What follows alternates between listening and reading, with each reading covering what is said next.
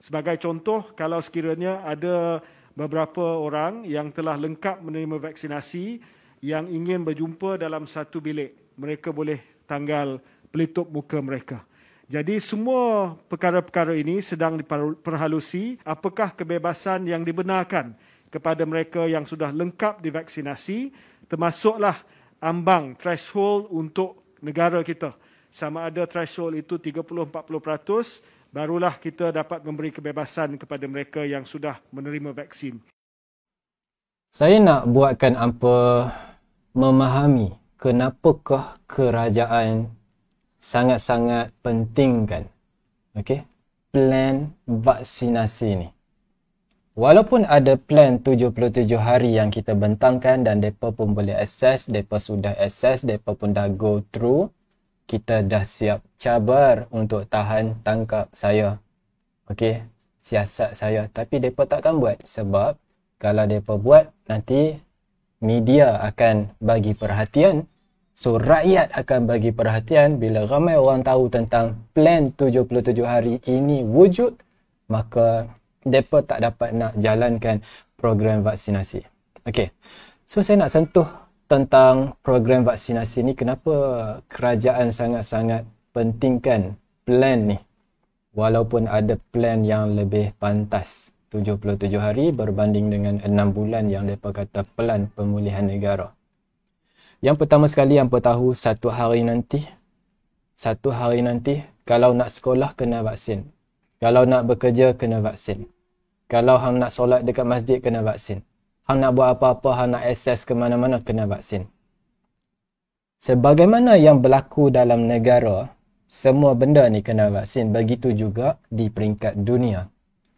Sebab dunia hari ni, semua negara-negara menggunakan sistem vaksinasi, mereka tengah menuju ke dunia baru. Jadi siapa yang tidak menggunakan jalan yang sama, sistem vaksinasi ni, kita akan jadi negara yang kedua. Dunia yang kedua. Kelas yang kedua lah. Kelas yang maju adalah mereka-mereka yang berada di dunia baru dengan sistem vaksinasi dan sebagainya. Nanti akan ada banyak lagi yang hampa akan saksikan dalam dunia baru tu. Manakala yang masih di dalam dunia lama, kita ni terbatas. Tak boleh tu, tak boleh ni.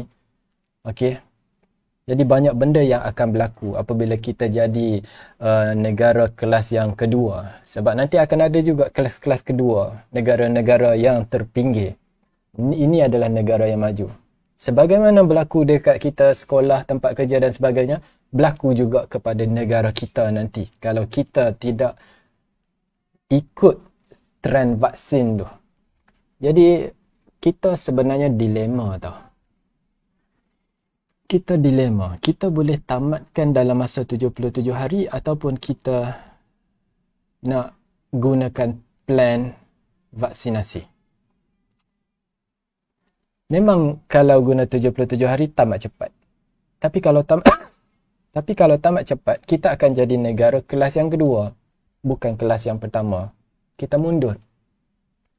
Jadi kerajaan kena buat satu keputusan. Cara dia adalah dengan teruskan juga program vaksinasi. Walaupun perjalanan ni panjang, perjalanan ni memang penuh dengan usaha untuk manipulasi, minda-minda sampailah setiap rakyat itu memilih untuk divaksin secara sukarela. Hari ini mereka tak boleh. Mereka tak boleh paksa sebab rakyat berpecah-pecah. Ada yang tak nak, ada yang nak. Ada yang meragui, ada yang percaya bulat-bulat. So, terlalu banyak karakter manusia. Itulah yang kerajaan sedang usahakan untuk satukan fikiran, membina satu fikiran ke arah perjalanan ni.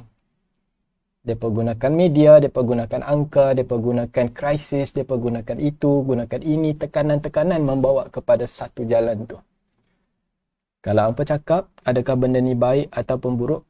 Ini adalah demi kebaikan negara Malaysia secara keseluruhan. Tapi sebenarnya, ada jalan yang lebih baik. Ada jalan yang lebih baik untuk kita tetap jadi negara kelas pertama ada cara yang lebih baik. Yang pertama sekali, tamatkan dulu krisis COVID-19. 77 hari ni. Tamatkan dulu. Supaya tak ada siapa yang tumbang, tak ada siapa bunuh diri, tak ada siapa yang bercerai, tak ada siapa yang gulung tikar, tak ada siapa yang kena buang kerja, tak ada siapa yang kebuluran. Tamatkan yang ni dulu. Kemudian, sebagaimana mereka jadi negara kelas pertama di dunia baru tu, kita boleh akses juga masuk ke sana dengan apa? Apakah yang diperlukan untuk berada di sana? Okey, kena ada vaksin dan sebagainya, melibatkan rules tersebut, bentangkan kepada rakyat. Kita kena itu, kita kena ini. Jujurlah, jujur dengan rakyat. Berbanding apa buat macam ni, rakyat dah berpecah belah tau. Berpecah belah. Artinya dunia yang akan datang, negara kita ni masa depan yang akan datang, akan wujudnya green lane, red lane. Orang yang ada akses dan orang yang tidak ada akses. Sedangkan kita nak benda yang sama aja.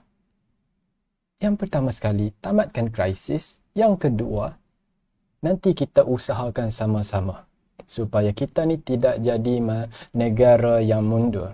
Benda boleh dibuat kemudian. Yang pertama sekali, settlekan benda ni dulu. Sebab orang yang bercerai, mereka tak boleh undur balik. Orang yang bunuh diri, mereka tak hidup balik dah. Orang yang kebuluran, anak-anak yang menangis tu, kalau mereka jadi penyakit lain pula, tak boleh undur dah.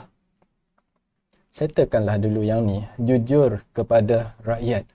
Kami tahu hampa buat sesuatu yang besar di luar pengetahuan kami. Bukan kami tak boleh baca. Kami boleh baca, cuba jujur dulu. Kuasa rakyat boleh bina apa sahaja. Kita akan support. Cuma jujur, settlekan dulu. 77 hari sahaja.